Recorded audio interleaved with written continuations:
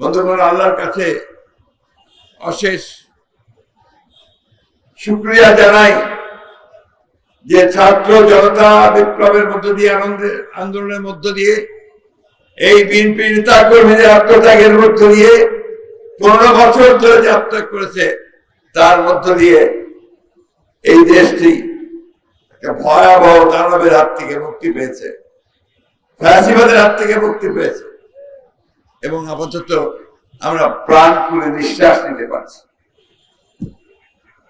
প্রিয় বন্ধুগণ, আজকের এই সভাটি একটি বিশেষ সভা।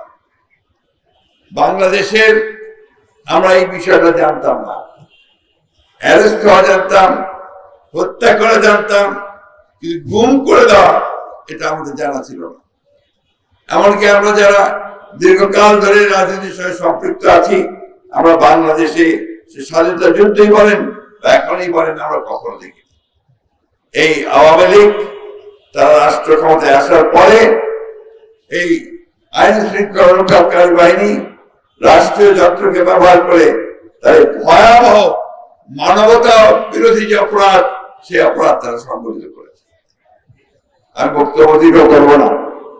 আমার প্রত্যেক বছর যখন এদের সঙ্গে আমি এসে দাঁড়াই, সেই শিশুটা হাত ধরে যখন দাঁড়াই, যখন সঞ্জিতার পাশে এসে দাঁড়ায়, এই মেয়েগুলো আমার সামনে আসে, আমি পিতা হিসেবে, অভিভাবক হিসেবে আমি খুবই ভারাক্রান্ত হয়ে যাই।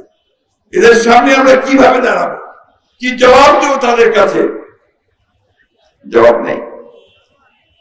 আজকে অত্যন্ত ভালো কথা যে আজকে এই আমাদের যে অন্তর্বর্তীকালীন সরকার, তার প্রধান প্রফেসর ইউনূস আলী, তিনি গতকাল গুম বিরোধী যে আন্তর্জাতিক জাতিসংঘের সনদ আছে তাতে সই করেছেন। আগে আপনারা জানতেন যে আগের সরকার এটাতে সই করে।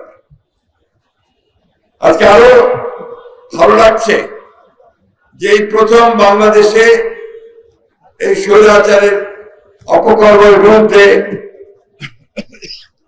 তদন্ত করবার জন্য জাতিসংঘ থেকে একটি দল এসেছে। এটা প্রাথমিক দল, ফ্যাক্ট ফাইন্ডিং দল, কিন্তু এদের যে আপনার টার্মস অফ রেফারেন্স, এটা হচ্ছে মাত্র 2 মাসের যে সংঘটিত হয়েছে হত্যাকাণ্ড, সেটা তারা করবে। আমি সরকারের কাছে আহ্বান জানাতে চাই যে আপনারা জাতিসংঘের এই আন্তর্জাতিক মানবতা যে কমিটি আছে তাদের সঙ্গে কথা বলে গত 15 বছর থেকে আজ পর্যন্ত যতগুলো মানবতা বিরোধী অপরাধ সংঘটিত হয়েছে, হত্যা হয়েছে, গুম হয়েছে, প্রত্যেকটি তদন্তের ব্যবস্থা করুন। এটা আপনারা করলে জাতিসংঘ অবশ্যই সেটা করবে।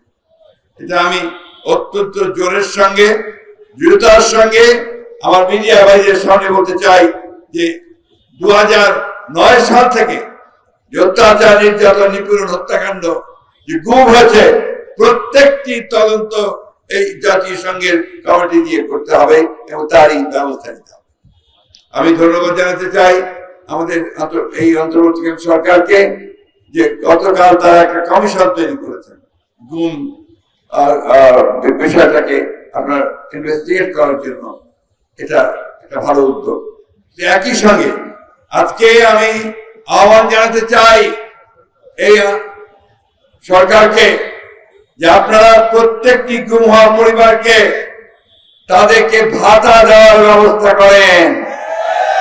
কারণ আমি জানি এখানে অনেক পরিবার আছে যারা অনেক কষ্ট করে তাদের পরিবার চালাচ্ছে, ছেলেদের মানুষ করছে, স্কুলে পাঠাচ্ছে। এটা রাষ্ট্রের দায়িত্ব এই পরিবারগুলোর পাশে এসে দাঁড়ানোর জন্য। গণতন্ত্র এসছে, আসবে আরো, আমরা সবাই গণতন্ত্রের ফল ভোগ করবো। এই বাচ্চাগুলো তাদের যে লস হয়েছে, পিতাকে হারিয়েছে, এটা তারা কোনোদিন ফেরত পাবে না। যে তার স্বামীকে হারিয়েছে, সে ফেরত পাবে না। তাই রাষ্ট্রের দায়িত্ব হচ্ছে এই পরিবারগুলোর দায়িত্ব গ্রহণ করা। আমরা এখানে যারা ভাইরা আছে, সবাই আমার বোনেরা আছে, অনেক ত্যাগ স্বীকার করেছি আমরা। এই বাংলাদেশে জন্মে সব সময় আমাদেরকে লড়াই করতে হয়েছে আমাদের অধিকারের জন্য। এবং আজকে দুর্ভাগ্য যে এখন পর্যন্ত আমরা কিন্তু সেই পূর্ণ গণতন্ত্র আমরা এখনো পাইনি। আসুন আমরা এই সরকারের সঙ্গে, যেটা আমাদের আন্দোলনের ফসল, তাকে আমরা সর্বাত্মক সহযোগিতা করি এবং সেই সহযোগিতার মধ্য দিয়ে এই সরকার যেন সক্ষম হয় সফলভাবে একটি সংস্কারের মধ্য দিয়ে একটি নির্বাচন করা, যে নির্বাচনের মধ্য দিয়ে বাংলাদেশের মানুষের প্রতিনিধি নির্বাচিত হবে এবং তারা একটা পার্লামেন্ট গঠন করবেন, সরকার গঠন করবেন, জনগণের সমস্যার সমাধান করা যাবে। বন্ধুগণ, আপনারা কেউ কমপ্লাসেন্সে ভুগবেন না, সন্তুষ্টির কোনো কারণ নাই। এখনো অনেক ষড়যন্ত্র হচ্ছে, এখনো দেশে বিদেশে ষড়যন্ত্রের অভাব নেই। অপেক্ষা করে আছে কখন সুযোগ পাবে, সেই সুযোগে তারা এই স্বাধীনতাকামী মানুষের উপরে আঘাত করবে। তাই আজকে ঐক্য, দৃঢ় ঐক্য গণমানুষের জন্য তৈরি হয়েছে, সেটাকে আরো সুদৃঢ় করতে হবে। আমরা আবারও এই অন্তর্বর্তীকালীন সরকারের সাফল্য চাই। আমরা চাই যে অন্তর্বর্তীকালীন সরকার অতি দ্রুত তারা এই গণতন্ত্রে ফিরে যাওয়ার ব্যবস্থা করবেন, সংস্কারের ব্যবস্থা করবেন এবং একই সঙ্গে যে পরিবারগুলো আজকে ভুক্তভোগী তাদেরকে দেখার জন্য রাষ্ট্রীয়ভাবে ব্যবস্থা গ্রহণ করবেন। বক্তব্য দীর্ঘ করবো না। আমাদের পরিবারের সদস্যরা যারা আজকে এসছে তাদেরকে আমি আন্তরিক শুভেচ্ছা ও ধন্যবাদ জানাতে চাই।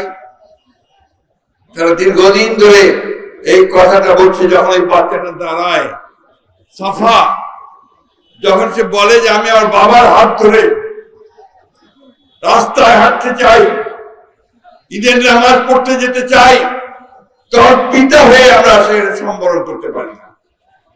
বন্ধুগণ, আজকে সেই অধিকার থেকে ফিরিয়ে দিতে হবে। আরেকটি কথা সালাউদ্দিন সাহেব বলেছেন, যারা এর জন্য দায়ী আমরা সবাই কম বেশি তাদেরকে চিনি। যারা দায়িত্বে ছিলেন, র্যাবের দায়িত্বে ছিলেন, পুলিশের বিশেষ বাহিনীর দায়িত্বে ছিলেন, তাদেরকে সেই মূল লোকগুলোকে খুঁজে বের করতে হবে, তাদেরকে শাস্তি দিতে হবে। আমরা খুব কষ্ট পাই যখন দেখি রাজনৈতিক নেতাদেরকে গ্রেফতার করে নিয়ে যাওয়া হচ্ছে, কিন্তু ওই সমস্ত ভয়ঙ্কর ব্যক্তি যারা আমাদেরকে হত্যা করেছে, খুন করেছে, গুম করেছে, তাদের একজনকে গ্রেফতার করার খবর আমরা পাই না। তাই আশা করি খুব অল্প সময়ের মধ্যেই আমরা গ্রেফতার দেখতে পাবো, তাদের বিরুদ্ধে ব্যবস্থা নেওয়া হচ্ছে সেটা দেখতে পাবো। সত্যিকার অর্থেই বাংলাদেশ যেন একটা জবাবদিহিমূলক গণতান্ত্রিক রাষ্ট্রে পরিণত হতে পারে, তার জন্য আমরা কাজ করতে সক্ষম হব। আবার ধন্যবাদ সকলকে। আসসালামু আলাইকুম, খুদা হাফেজ।